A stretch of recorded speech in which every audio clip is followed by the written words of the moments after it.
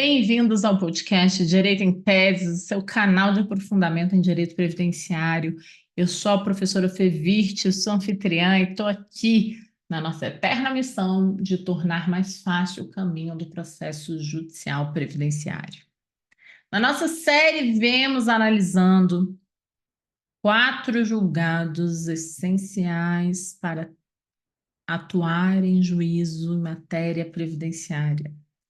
Aqueles 4 julgados que você não pode deixar de conhecer antes de dizer por aí que atua em juízo defendendo o direito previdenciário, certo? Começamos com a DI 69.6 do Supremo, depois caminhamos para o tema 995 da reafirmação da DER do Superior Tribunal de Justiça, para chegar agora em um julgado um tanto mais antigo, a PET 7.115. Ele é tão antigo que, à época, os pedidos de uniformização vindos do Juizado Especial Federal ainda nem mesmo tinham uma classe própria no Superior Tribunal de Justiça. Então, ao invés de ser autuados como PUIL, que é o que nós conhecemos, eles eram autuados como PET. E esse processo vai nos ensinar muitíssimo sobre regime probatório. Bom, regime probatório é uma das matérias talvez mais importantes de o previdenciarista estudar quando atua em juízo. Por quê? Porque direito previdenciário é essencialmente probatório, né? Essencialmente, ele é probatório. Eu preciso de prova para provar tempo de serviço, de prova para provar dependência, de prova para provar que eu trabalho no campo, incapacidade, deficiência, seja lá o que for. A questão é que não é possível reconhecimento de direito previdenciário sem prova. Então, você precisa dominar muito bem como funciona o regime probatório brasileiro. E nós temos que superar, então, alguns equívocos que norteiam o sistema de provas em juízo.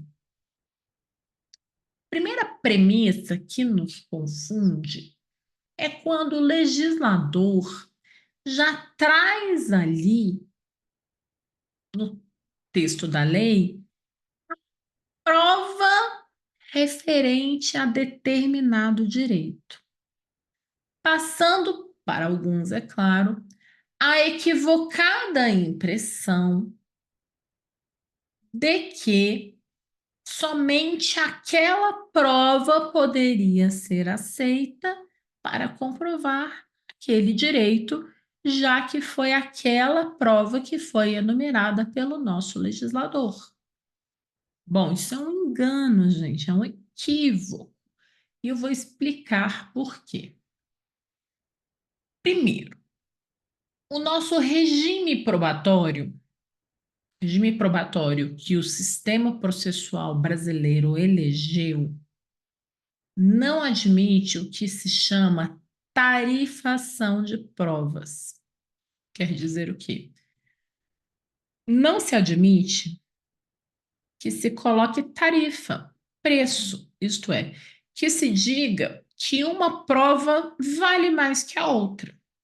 A regra do sistema probatório brasileiro afirma que todos os meios de prova são admitidos em juízo.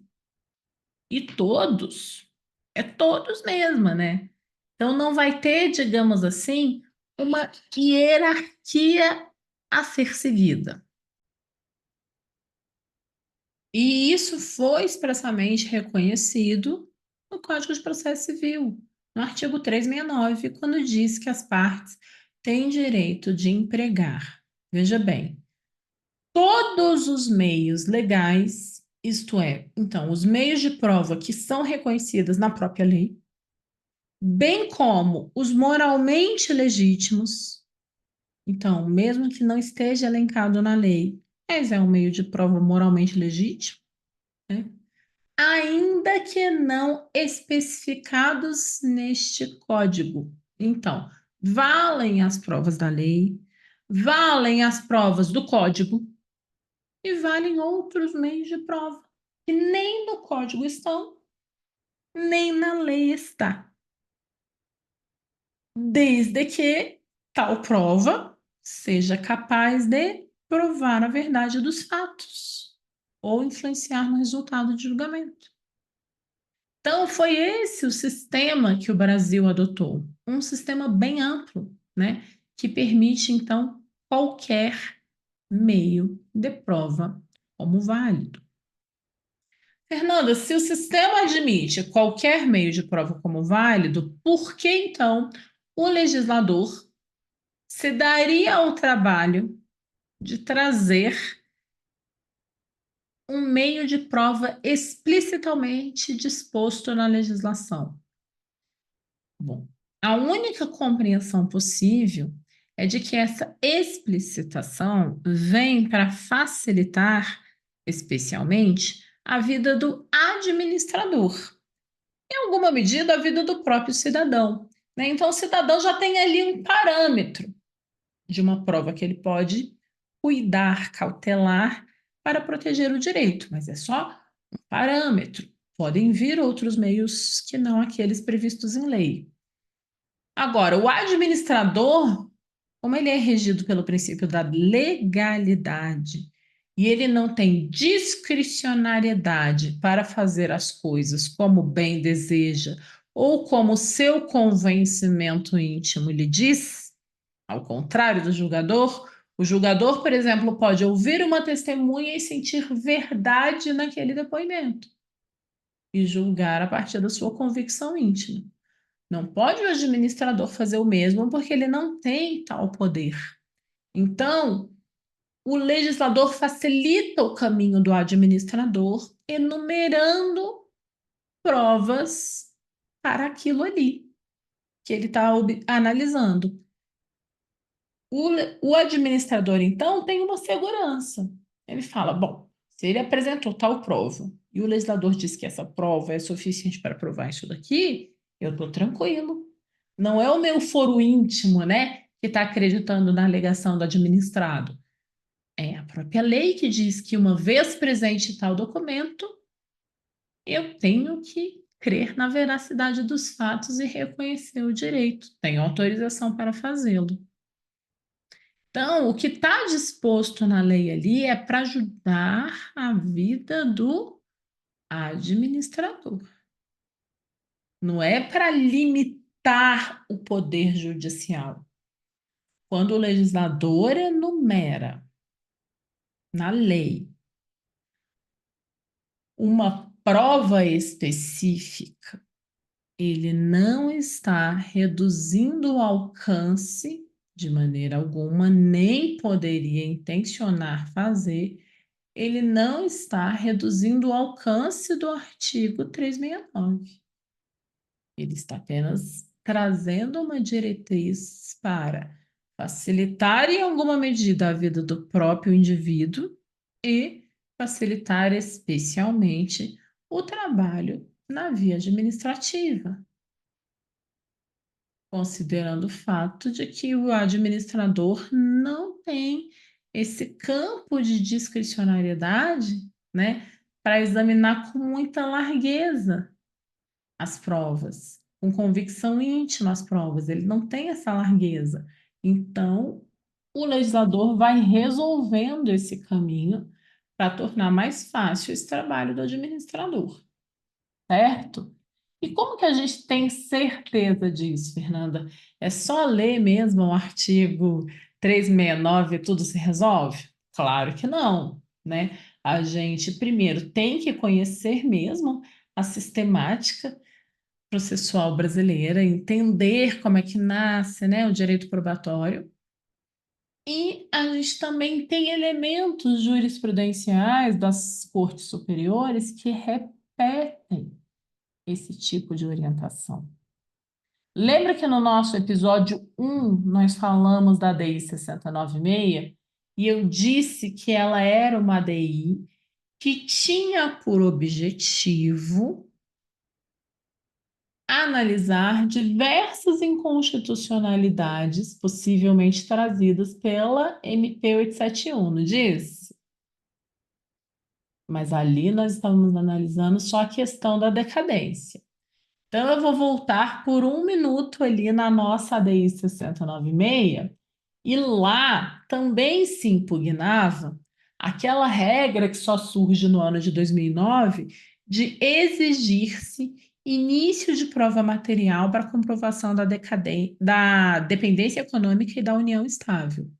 Lembra, gente, que a 8.213 até então só exigia início de prova material para tempo de serviço. Não exigia para dependência econômica nem para união estável, e a jurisprudência sinalizava que todos os meios de prova eram válidos, inclusive o testemunhal. Pois bem, também se questionava ali a inconstitucionalidade por qual razão? Por que acreditar-se que essa exigência de início de prova material era inconstitucional? Não por ferir direitos, tá, gente? Ali o debate era sobre uma inconstitucionalidade material. Quer dizer o quê? Existe uma regra constitucional que proíbe que matérias processuais sejam tratadas em medidas provisórias. Então, se aquilo ali foi inaugurado por uma medida provisória, e seria uma regra processual, né, de dizer qual é a prova que deve ser analisada, então isso tornava a alteração inconstitucional, porque ela não poderia ter sido disciplinada por uma MP, certo? E ali, a presidência da República, né, representada ali pela AGU, na ação direta de inconstitucionalidade, se manifesta nos autos falando: olha, essa parte aí não é inconstitucional, não. Essa parte aí não tem problema nenhum, na verdade, porque a medida provisória 871, quando acresce a exigência de início de prova material para comprovar a união estável e independência econômica, em nenhum momento ela intencionou criar uma regra processual. Pelo contrário, a ideia era tão somente criar uma regra que direcionasse o administrador. E isso foi reconhecido, que acabamos de dizer aqui, né? Que quando a lei traz, então, uma regra de prova na lei, ela busca tão somente facilitar, né, a vida do nosso administrador, que não pode decidir só por convicção íntima. Então, ali resolveu o Supremo que a inclusão da exigência de prova material para comprovar dependência econômica e união estável não estava ferindo o artigo 62 da Constituição, parágrafo 1º, que proíbe a edição de medida provisória sobre matéria de direito processual, porque aquela regra não era processual, não era uma regra de processo civil. Aquilo ali era uma regra voltada ao administrador, e o judiciário segue livre, como sempre foi, né, para aceitar todos os meios de prova válidos em juízo. E essa orientação nunca mudou. Então, a disposição do 269, quer dizer, desculpa, do 369 do Código de Processo Civil, é o que rege a nossa jurisdição. E aquela disposição na lei não pode ser vista como algo que está direcionado ao julgador, mas sim como algo que está direcionado apenas ao administrador. Isso é muito importante ressaltar, porque esse debate acaba não tomando grande proporção ali na DI 6096, porque exatamente porque foi rechaçada a ideia de inconstitucionalidade, né? Então acabou não ganhando o destaque que ganhou a questão do indeferimento administrativo. Mas para quem atua em juízo, essa consideração feita ali, ela é muito importante. Muito importante mesmo, porque ela diz uma lição importante sobre direito probatório, né? Que é essa informação de que, ainda que haja, né, uma norma inserida na lei para disciplinando um determinado meio de prova, isso não limita a atividade do julgador. E ali vou reproduzir aqui a fala da própria Procuradoria-Geral da República nesse processo, dizendo o seguinte: o artigo 16, parágrafo 5º da Lei 8.213, com redação da MP 871, versa sobre a prova da união estável e de dependência econômica para fins de enquadramento como beneficiário do RGPS na condição de dependente do segurado. Por sua vez, o artigo 55, parágrafo 3º do 8.213, dispõe sobre a comprovação do tempo de serviço para as finalidades previstas naquele diploma. Agora, veja essa manifestação. As normas estão inseridas no contexto dos procedimentos administrativos relacionados à concessão de benefícios previdenciários, de maneira que possuem primordialmente natureza de direito administrativo e previdenciário. Portanto, não causam interferência no direito das provas, regulado pelo Código Civil e pelo Código de Processo Civil. O fato de o magistrado apreciar os dispositivos para o exercício da atividade decisória não transforma a sua natureza. Os dispositivos em questão não são comandos voltados a informar a atuação do Poder Judiciário. Trata-se, na verdade, de normas cujos destinatários diretos são os servidores do INSS, que deverão observar se os processos administrativos estão instruídos com prova material contemporânea dos fatos para fins de comprovação de tempo de serviço, de união estável e de dependência econômica.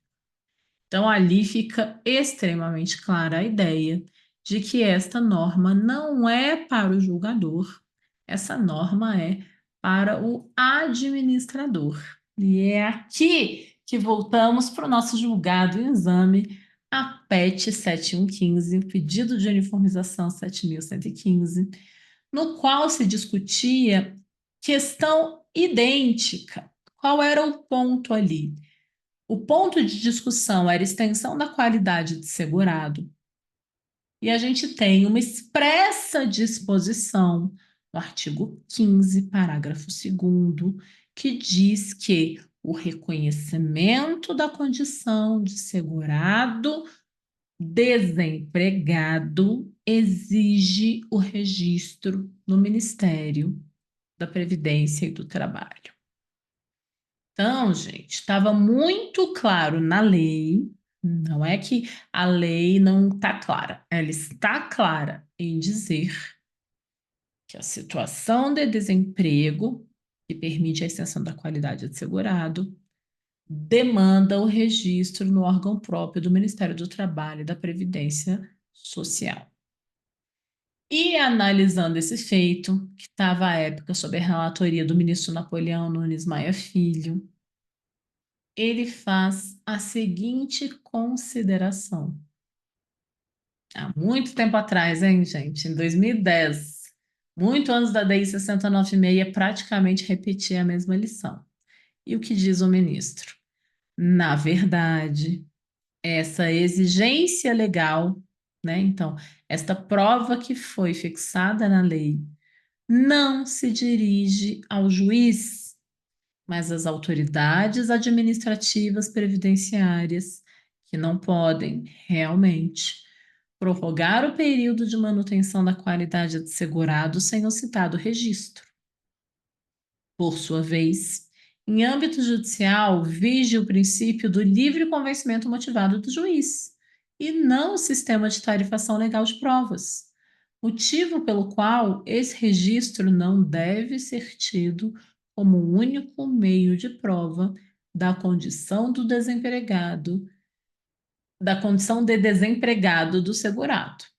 De fato, não se pode admitir, veja essa frase, não se pode admitir a vinculação do magistrado a determinado elemento probatório, sob pena de cercear o seu direito de julgar. Então, essa é a lição que nos fica quando o assunto é direito probatório. Juízes, tribunais, regem-se pela regra do Código de Processo Civil, que não admite tarifação e admite todos os meios de prova, desde que não sejam ilícitos. Obviamente, né, gente? Desde que não sejam ilícitos.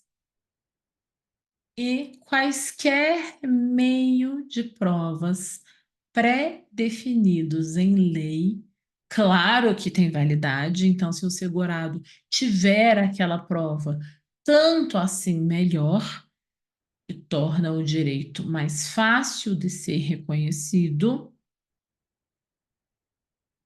mas ela não limita o exercício de comprovação do direito em juízo. Se o indivíduo não detiver a prova fixada em lei, ele pode e deve levar aos autos elementos outros, desde que, claro, eles sejam suficientes ao convencimento do magistrado. Então, o que não pode é o magistrado simplesmente dizer: ah, já que não tem a prova da lei, então nem analiso as outras. Não. Já que não tem a prova da lei, vou analisar as outras e ver se o conjunto das outras é suficiente ou não para o meu convencimento e reconhecimento da verdade dos fatos narrados na inicial. Certo? Conhecia esse julgado? Se não conhecia, já aproveita, já compartilha isso aqui com os colegas que também precisam conhecer, né, para salvar o direito dos clientes por aí. E principalmente, se você deseja realmente se aprofundar nessas questões, saber argumentar em juízo com muita precisão, com muito resultado, conheça nosso site, matricule-se nos nossos cursos, especialmente o nosso curso de Processo Civil Previdenciário, e torne-se, então, aquele profissional de excelência que você sempre sonhou. Eu encerro por aqui, espero vocês no nosso próximo episódio, onde nós vamos analisar o último julgado, extremamente relevante para a atuação em juízo com sucesso na matéria previdenciária. Até a próxima!